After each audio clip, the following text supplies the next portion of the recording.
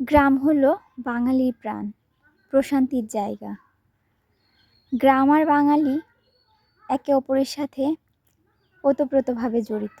প্রতিটা মানুষের মনেই একটু শান্তির নীড় মানেই হচ্ছে গ্রাম। গ্রামে এলেই মানুষ শান্তি খুঁজে পায়। যেমন আমি, মনে হয় গ্রামে এসে আমার যে এত শান্তি লাগে, না খেয়ে থাকলেও আমার আসলে অনেক শান্তি লাগে। এটা হচ্ছে আমাদের পুরানো বাড়ি, পুরাতন বাড়ির পিছনে এগুলো আমাদের জমি। এখানে সব ধান কাটা হচ্ছে, এই যে, আর ওইটুখানি আছে। তো ধান কাটা হচ্ছিলো। আমি সকালে ঘুম থেকে উঠে আসছি, এত সুন্দর লাগছে। এই শিশির ভেজা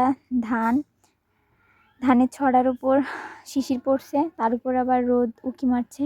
মনে হচ্ছে দেখেন সোনার মতো চকচক করতেছে সোনাফলা ফসল। তো এটা হচ্ছে গ্রামের পরিবেশ, সবারই ভালো লাগে গ্রাম। আসলে যতই আমরা আমাদের প্রয়োজনে শহরে থাকি, শহরমুখী হই না কেন, গ্রাম আমাদের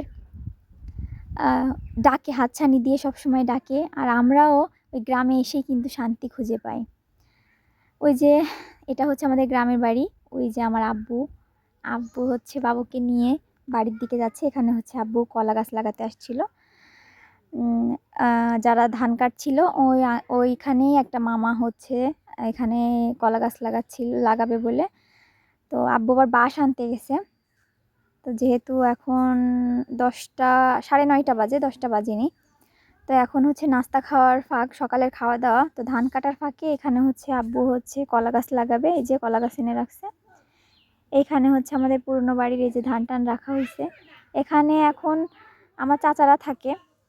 একটা বিড়াল, এই জন্য ও আমাকে দেখে একদম চুপচাপ বসে আছে, নড়তেছে না। এই জন্যে ওকেও আমি একটু ভিডিও করলাম। এই যে এর নাম হচ্ছে মাওয়া, অনেক ভালো। দেখেন গ্রামের মানুষের, মানে শিশু হোক বৃদ্ধ হোক, তাদের মুখের দিকে তাকালে কেমন একটা সরলতা, সহজ সরল ছাপ, মায়াবী ছাপ। দেখেন এদের হাসির মধ্যেই যেন প্রশান্তি আছে। গ্রামের প্রতিটা মানুষের হাসির মধ্যেই প্রশান্তি। তো এটা হচ্ছে আমাদের এই যে পুরানো বাড়ির এরিয়া। অনেক জায়গা নিয়ে, এই পুরাতন বাড়িও অনেক জায়গা নিয়ে এখানে যে ঘর করবে আবার। ওইটা হচ্ছে আমার মেজো চাচার বাড়ি। তো এখানে ধান রাখছে। গ্রাম এমনই একটা জায়গা যেখানে মানে নিঃশ্বাসে নিঃশ্বাসে প্রশান্তি। গ্রামের প্রতিটা নিঃশ্বাসে বাতাসে শান্তি বয়ে আনে। কোনো কোলাহল নেই, কোনো গাড়ির হর্ন নেই, কোনো আপনার বায়ু দূষণ নেই, শুধু নিঃশ্বাসে শান্তি। তাই এটা হচ্ছে আমাদের আম বাগান। এই আম বাগানে অনেক আম হয়। এই যে পুকুর, চাচি এই যে আমার সাথে কথা বলে বাড়ির দিকে যাচ্ছে। তা আমিও বাড়ির দিকে যাব। এখানে আসছিলাম পুরাতন বাড়ি, কালকে রাত্রে যেহেতু আসছি আমি ভিডিও করতে পারি নাই। তো ভাবলাম আমার গ্রামের বাড়ির পরিবেশটা আপনাদের সাথে একটু শেয়ার করি। এত সুন্দর, আসলে যার যার গ্রাম তার কাছে অনেক ভালো লাগে, কিন্তু আমার গ্রামটা আমার কাছে মানে মনে হয় যে সব থেকে স্পেশাল। এত সুন্দর পরিবেশ। এই যে আমাদের বাড়িটা কিন্তু একদম মাঠের মাঝখানে, চারপাশে মাঠ। তারপরে হচ্ছে আমাদের বাড়িটা হচ্ছে একদম ঘেরা। আমাদের বাড়িতে এখন কেউ থাকে না তেমন, আব্বু আর আম্মু থাকে শুধু। আমাদের 4 বোনের যেহেতু বিয়ে হয়ে গেছে, আমার ভাইও পড়াশোনার জন্য বাইরে থাকে। তো এই জন্যে যে আমাদের বাড়িতে ঢুকতেছি, যে আব্বু আবার বাস নিয়ে যাচ্ছে পুরাতন বাড়ি, বাবুকে ঘাড়ে নিয়ে। নানা নাতির কত সুন্দর সম্পর্ক।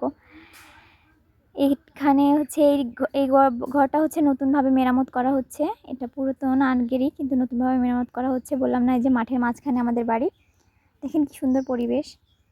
এই যে গরু বাঁধা এখানে। আমাদের এই বাড়িটা অনেক জায়গা নিয়ে। আপনারা, এটা হচ্ছে একটা ভাবি হচ্ছে আম্মুকে সব কাজে সবসময় হেল্প করে, রান্না বাড়া থেকে শুরু করে সব কাজে ভাবি হচ্ছে আম্মুকে হেল্প করে।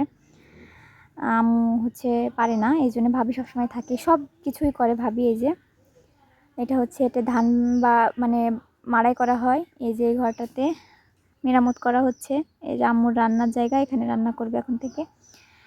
এখনও ঠিকঠাক হয়নি, এখনও 4-5 দিন লাগবে পুরো ঘরে রং করতে এবং কারেন্টের লাইন দিয়ে, বিদ্যুতের লাইন দিয়ে। এটা হচ্ছে বাথরুম করছে। এখানে এখনও কমোড বসাবে। এপাশে এটা একটা রুম, এপাশে একটা রুম।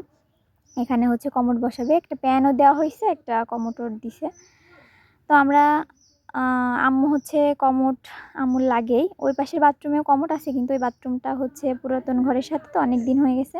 পুরাতন হয়ে গেছে, এই জন্য এই পাশে একটু করবে। এই যে চালের গুঁড়ি কোটা হয়েছে, এটা দিয়ে পিঠা বানানো হবে। পিঠার রেসিপি নিয়ে আপনাদের সামনে আসতেছি। আল্লাহ হাফেজ, ততক্ষণ পর্যন্ত ওয়েট করুন।